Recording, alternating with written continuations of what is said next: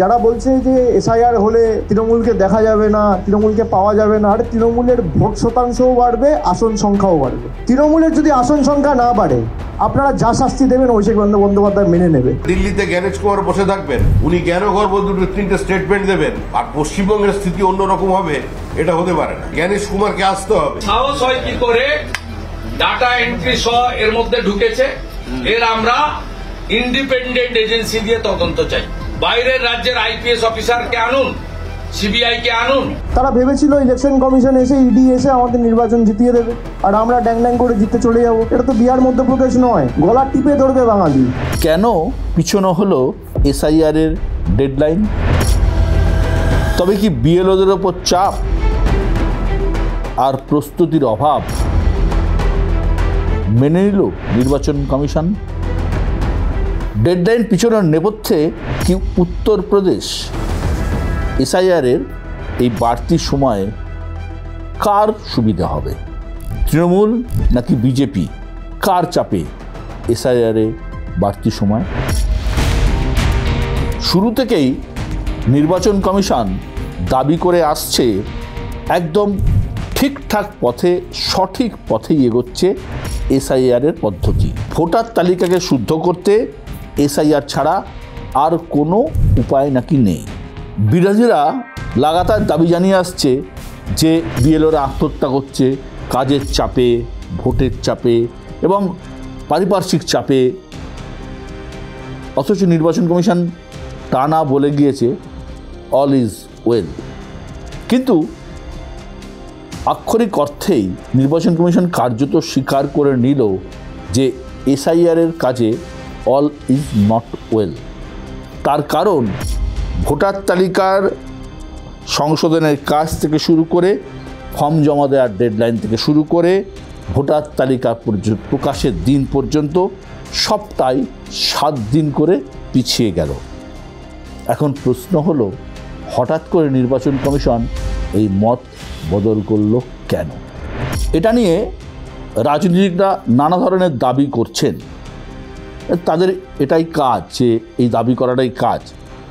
বিখ্যাত গ্রিক দার্শনিক অ্যারিস্টটল একবার বলেছিলেন, ম্যান ইজ পলিটিক্যাল অ্যানিম্যাল। মানুষ মাত্রই রাজনৈতিক প্রাণী। আমাদের দেশের রাজনীতিকরা সেই কথাটাই আক্ষরিক অর্থে বারবার প্রমাণ করে ছেড়েছেন। কিন্তু আজ আমি রাজনীতির কথায় পরে আসছি, তার আগে বাস্তব চিত্রটা আপনাদের সামনে তুলে ধরি। পশ্চিমবঙ্গের শাসক দল তৃণমূল বিজেপি বিরোধী, তাই কেউ বলতেই পারেন যে এই রাজ্যের শাসক দল তো এসআইআর নিয়ে সুর চড়াবেই, এটাই তো তাদের কাজ। তৃণমূল এসআইআরের প্রক্রিয়া প্রস্তুতি নিয়ে প্রশ্ন তুলবে, এটাই স্বাভাবিক। যদি তর্কের খাতিরে ধরে নিই সেটা ঠিক, তাহলে একটা কাজ করি, চলুন যে আলোচনার প্রেক্ষাপটটা আমরা বাংলায় নয়, বাংলার বাইরে আর যেখানে যেখানে এসআইআর হচ্ছে সেই সমস্ত রাজ্যে নিয়ে গিয়ে ফেলি। এমন এমন রাজ্যে নিয়ে যাই আপনাদেরকে যেখানে বিজেপির সরকার রয়েছে, যেমন উত্তরপ্রদেশ।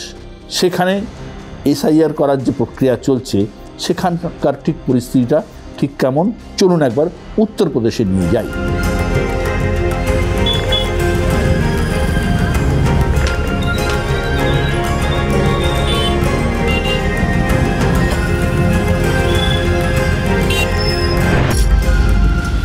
এসআইআরের ফর্ম ফিল আপ করে ডিজিটালাইজ করতে হচ্ছে বিএলওদের। এ রাজ্য যেমন করতে হচ্ছে, উত্তরপ্রদেশও করতে হচ্ছে। অর্থাৎ নির্বাচন কমিশনের সার্ভারে সেই তথ্য আপলোড করতে হচ্ছে। এত সমস্যা, এত বিরোধিতা সত্ত্বেও সত্যি কথা বলতে কি জানেন, অন্য সমস্ত রাজ্যকে টেক্কা দিয়ে বসে আছে বাংলা। আর এই কাজে কারা পিছিয়ে আসে সব থেকে শুনলে অবাক হয়ে যাবেন। সব থেকে পিছিয়ে থাকা রাজ্যটার নাম উত্তরপ্রদেশ, আর আশ্চর্যজনকভাবে কেরল। সেই রাজ্যও কিন্তু এই এনুমারেশন ফর্ম জমা দেওয়ার থেকে ডিজিটালাইজ করা সব জায়গায় পিছিয়ে রয়েছে। আমি উত্তরপ্রদেশের কথা ছেড়েই দিলাম, কেরল কেন পিছিয়ে, এটাও একটা আশ্চর্যের ব্যাপার। বিজেপি শাসিত উত্তরপ্রদেশ এসআইআর প্রক্রিয়ায় পিছিয়ে, সব থেকে পিছিয়ে। আমি আপনাদের বলেইছি। পশ্চিমবঙ্গের মতো রাজ্যে যেখানে অ্যানুমারেশন ফর্ম ডিজিটাইজ করার কাজ প্রায় 90% হয়ে গেছে, তখন উত্তরপ্রদেশে 70% পুরোপুরি পেরোয়নি, 69% এর সামথিং। এর কারণ হিসেবে বিএলওরা বলছেন, স্থানীয় স্তর থেকে নানা রকম কথা শোনা যাচ্ছে। বলছেন বেশ কিছু দুর্গম এলাকা আছে যেখানে বিএলওদের পক্ষে যাওয়া সম্ভব হচ্ছে না। এমন অনেক বাড়ি যাচ্ছে যেখানে 7-8 বার করে নাকি ঘুরে আসা হয়েছে, তা সত্ত্বেও লোকের দেখা পাওয়া যায়নি। ঠিকমতো প্রশিক্ষণও বিএলওদের দেওয়া হয়নি, তারা ঠিকমতোই কাজটা করতেও পারছেন না। ফলে তথ্য আপলোড করতে গিয়ে রীতিমতো হিমশিম খেতে হচ্ছে। আর ভারতবর্ষের মতো দেশে সরকারি চাকরি করেন মানেই যে লক্ষ লক্ষ টাকা মাইনে পান, বাড়ি পান, গাড়ি পান, বাংলো পান, তা তো নয়।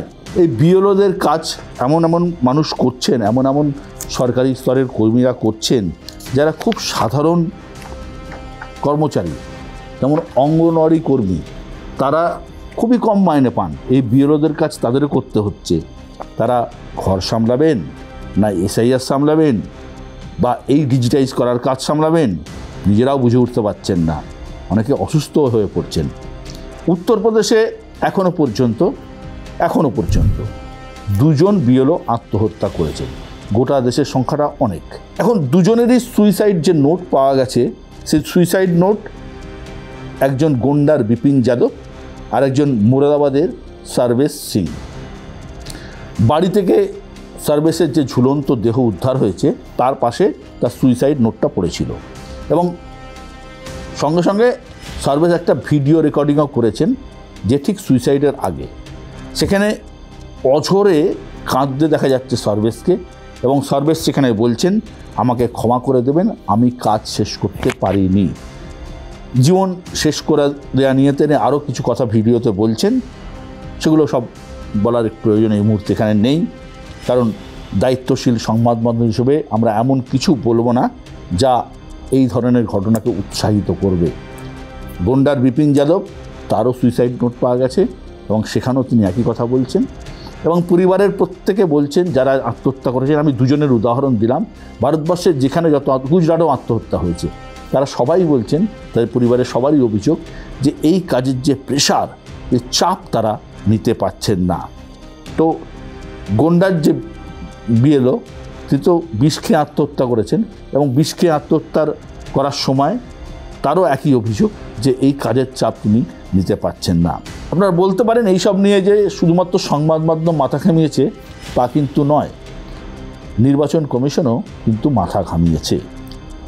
উত্তরপ্রদেশের মুখ্য নির্বাচনী আধিকারিক নবদীপ রিনোয়া সম্প্রতি জেলা শাসকদের কড়া নির্দেশ দিয়েছেন যাতে কাজ শেষ করা নিয়ে বিএলওদের যেন বাড়তি চাপ কোনোভাবে দেওয়া না হয়।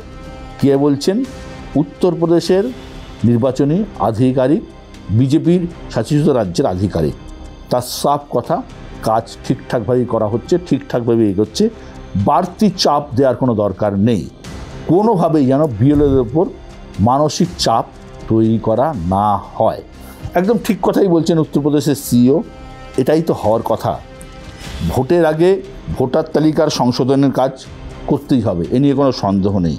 সেই কাজে বিএলওদের ভূমিকা অত্যন্ত গুরুত্বপূর্ণ, এটারও কোনো সন্দেহ নেই।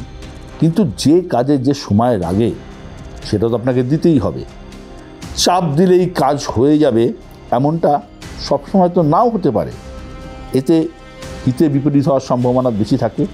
আর বাস্তবের ক্ষেত্রে এক্ষেত্রেও তাই হচ্ছে। শুধু পশ্চিমবঙ্গ নয়, গুজরাট নয়, উত্তরপ্রদেশ নয়, দেশের অন্যান্য প্রান্ত থেকেও বিএলওদের এই আত্মহত্যার খবর কিন্তু আসছে। উত্তরপ্রদেশের কথা নয় মেনে নিলাম, একটা অত বড় রাজ্য, 80টা লোকসভা সিট, কোটি কোটি ভোটার, শিক্ষিতের হার অত ভালো নয়, বাড়ি গিয়ে হয়তো 4 বার বাড়ি গেছে, পাওয়া যায়নি, আমি মেনে নিলাম। অনেক কিছু মেনে নিয়েও বলছি, কেরলের কি হলো? ভারতবর্ষের মধ্যে সবথেকে শিক্ষিত রাজ্য কেরল, যেখানে সাক্ষরতার হার প্রায় 99%, যেখানে কেরালা সরকার সাম্প্রতিক দাবিও করছে সে রাজ্যে ডিজিটাল লিটারেসি রেট 100% হয়ে গিয়েছে। অর্থাৎ কেরলের সব বাসিন্দা ডিজিটালে অভ্যস্ত। দেশের কোনো রাজ্য যা করে দেখাতে পারেনি সেই রাজ্যে এসআইআরের কাজ এত ঢিমে কেন? ডিজিটাইজ করতে এত সময় লাগছে কেন? এখানে এত মানুষ, শিক্ষিত মানুষ রয়েছেন, তারা তো অনলাইনেই সব করে দিতে পারবেন।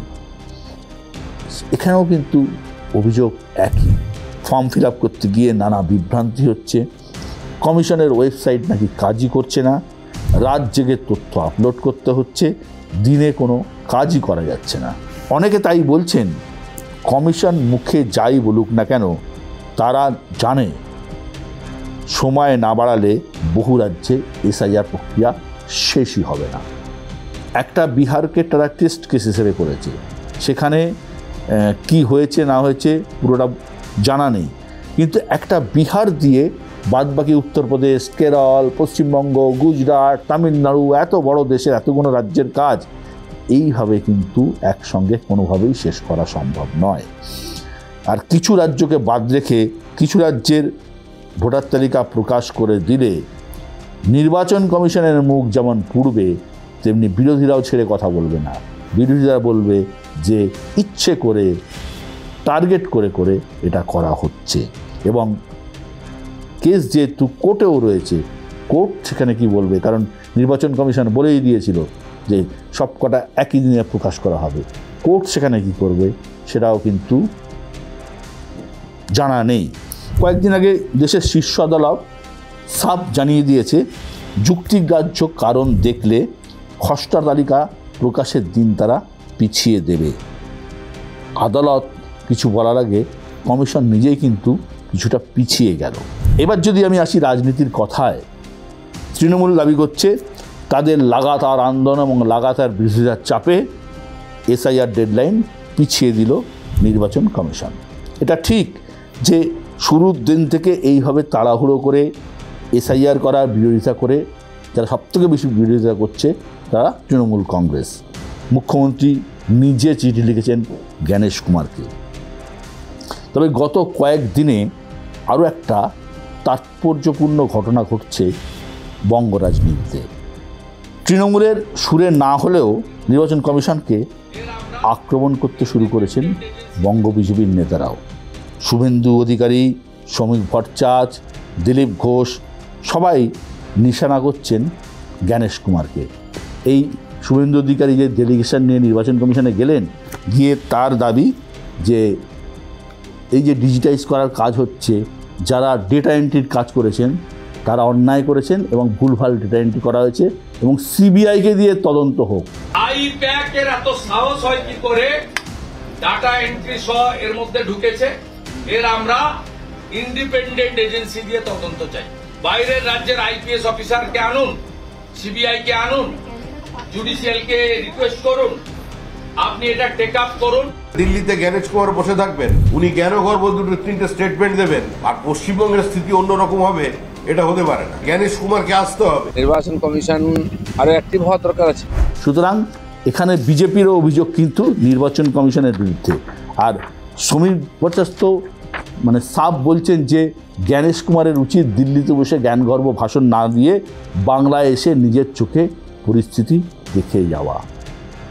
বিজেপি নির্বাচন কমিশনকে গালমন্দ করছে, এই পরিস্থিতি গোটা দেশে বোধহয় কোথাও হয়নি, একমাত্র বাংলা ছাড়া। এর কারণ কি আমার জানা নেই।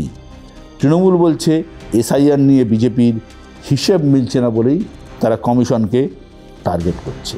তারা ভেবেছিল ইলেকশন কমিশন এসে, ইডি এসে আমাদের নির্বাচন জিতিয়ে দেবে আর আমরা ড্যাং ড্যাং করে জিততে চলে যাব। এটা তো বিহার মধ্যপ্রদেশ নয়, গলা টিপে ধরবে বাঙালি।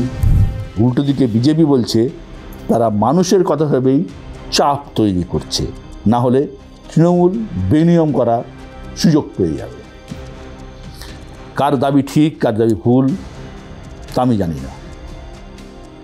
আমরা শুধু জানি যার শেষ ভালো তার সব ভালো। 12 জন পর্যবেক্ষক, একজন বিশেষ পর্যবেক্ষক, ভিন রাজ্য থেকে নিয়ে আসা অফিসার, পুরো ব্রিগেড নামিয়ে দিয়ে বাংলায় এসআইআর করছে নির্বাচন কমিশন। ফলাফলে সবাইকে সন্তুষ্ট করা এখন জ্ঞানেশ কুমারের কাছে সবথেকে বড় চ্যালেঞ্জ। তা সে বৈধ ভোটারই হন বা রাজনৈতিক নেতারাই হন। এসআইআর প্রক্রিয়া বাংলার মাটিতে সবাইকে সন্তুষ্ট করে নির্ভুল তালিকা প্রকাশ করা জ্ঞানেশ কুমারের সামনে বিরাট বিরাট বিরাট চ্যালেঞ্জ। এবং কে না জানে বাংলার মাটি অন্য মাটি, এই মাটিতে কিন্তু পরীক্ষা অত্যন্ত কঠিন।